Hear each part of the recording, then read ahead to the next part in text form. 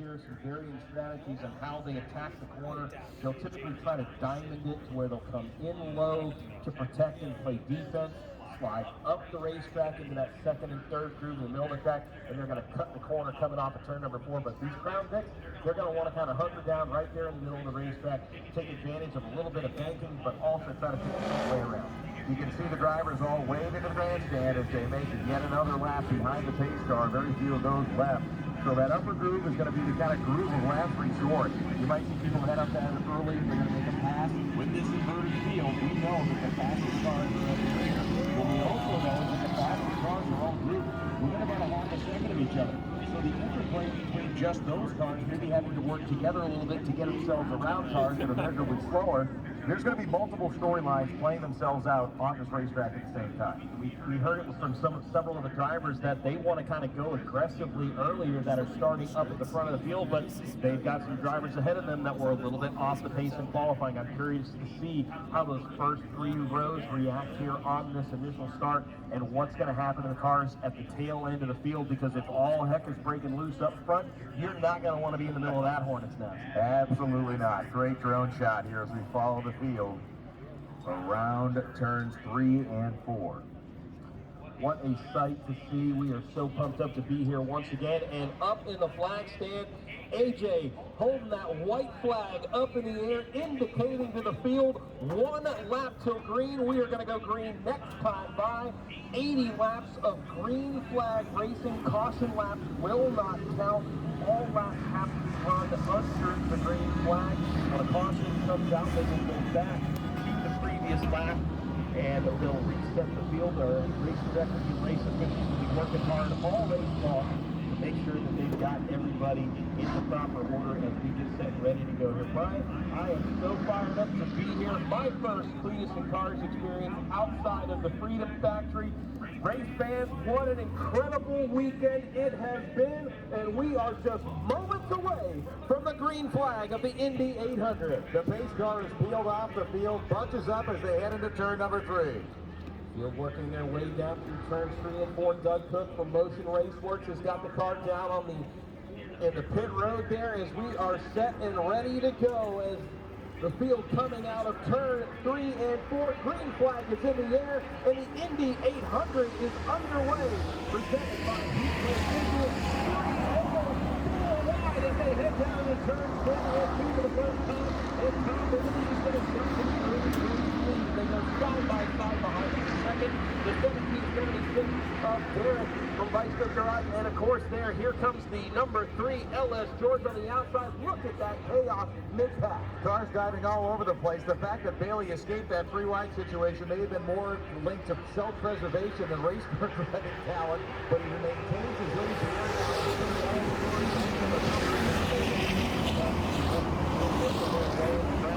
all the way into that 3 different lanes. The cars down at the bottom, up the middle, and up the middle. But about a 55-mile 4-car breakaway out in front. We see our race leader, the number 14. George has a decent run on Bailey here coming out from turn number 4. He set himself up for what could be a nice passing situation here in turn number 1. We'll see if he can make anything out of it. Now, Derek in the 1776 trying to size up.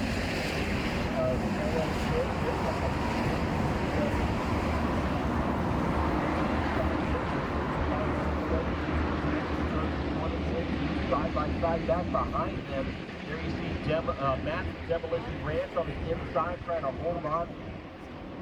But again, that bottom group is just too flat down there. You just can't carry the speed, can't carry the momentum like you used to. You want to get that car up into that second group to kind of take advantage of the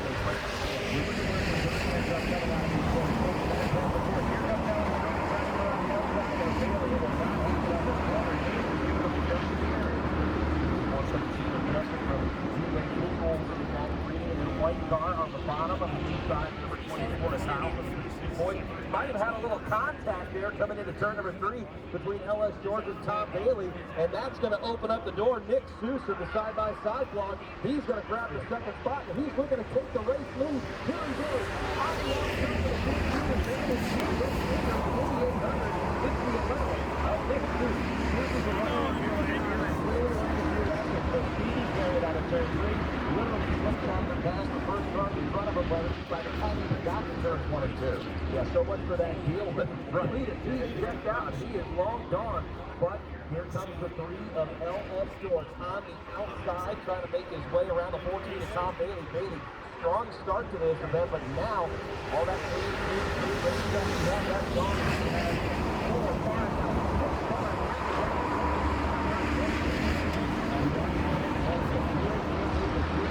cars. To get sandwiched between 2 cars, between the heat wave machine, and here comes Brad Verdi, but he is going to be held up by Tom Bailey. It was just under a second advantage the last time by for the 11 of Suits.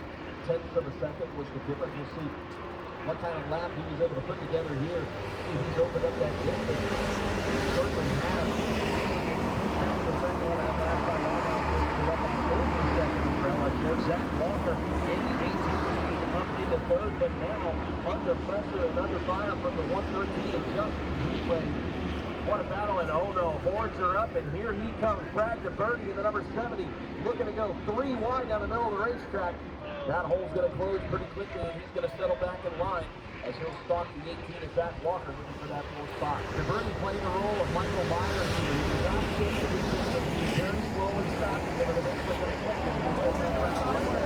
Down the inside of turn 1 and 2. You know, he's not messing around. That's going to be the driver, the number 7, Dr. Parker Mitchell. And Cleetus and Cars Indy never started all the way at the back of this field. He has already worked his way up to the 6th position. It is go time, and the doctor is here. Here he comes around the outside, looking to move up into the top 5 around the outside of the 113.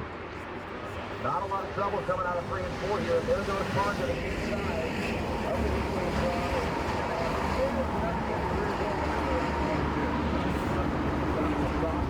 That time coming in turn number 1. Everybody will get back in a single file formation for the time being. The field really starting to spread out now. Really starting to spread its wing here. As soon as I say that, Brad Birdie is going to jump this inside and look to try to move up into the top 3 for the first time. The 70 car on the move, trying to work his way up.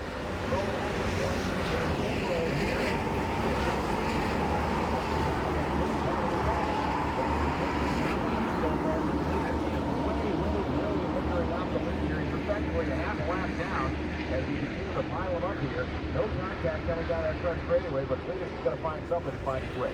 What a start for the 70 of Brad Birdie as we're going to come by this time by to put 8 laps on the scoreboard. Still 70 to go as they'll come by the line this time. Brad Birdie starting all the way down inside of row number 7 in the 13th position. And here we are, 8 laps into it. He is just there. Knocking on the door just outside of the top 10 positions since the start of this race. And we can see the Teeth and Turbos machine again playing it safe with here. They're playing a long game. We're 7 laps into an 8-lap feature here, and Nick Zeus continues to run in clean air up in the front of this pack. It's almost like he's throttled the car back a little bit, or there's a problem. I mean, the man is literally slowing on the front straight. We got a yellow flag coming out, first caution on the speedway. And I'll tell you what, Diesel, he's going to restart in the 5th spot. I'm new at this. I'm trying to work this. But listen, JH is also one of those guys like Adlin who was languishing at one point early on in this thing and finds himself, at least now with a restart, in a good position. The green flag is flown again. 57 laps to go as they head down turn number 1, and look at that. 4 wide down the front. Can they try to get it back down to 3 wide? This is going to be amazing if they can make their way all the way to the corner.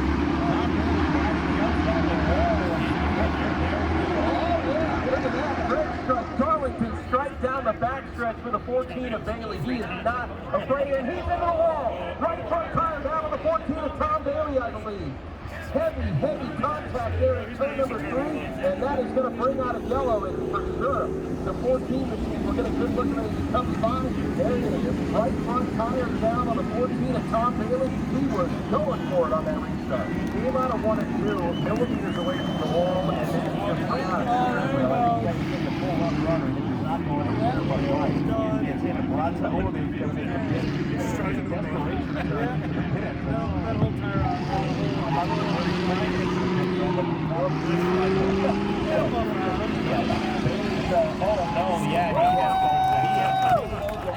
It looks like we may have our current victim. However, if we do have one of the spare cars available, which we do, Bailey's going to park it right there on the front stretch, and he'll have the option, if he wants to jump out of that car and jump into one of the spare cars. And I speak as a drag race primarily announcer, I am not quite shocked that the first guy to get knocked out of the field here by his own hand is the drag race. Yeah, sorry. Left turns here, but I'm owning it. It's what Kim's call owning it right now. Oh, man. With some break for Bailey. Down on pit road, and here you see the replay on the right. And back with Kendall Rand, he about wadded it up there as well. And he had a handful of steering wheel trying to hang on to that thing. They're checking over the car. I'm curious to see if Tom is jumping out into another car. And this is what we see now again in the replay. This is when the front end, probably a ball, looks like the ball joint totally gave out on that front straight. You saw the front wheel lock up, and then he got uber creative in getting into the pit area. Great shot down there off pit lane, and clearly it killed the ball joint or lower control arm. Yeah, she's that one's done.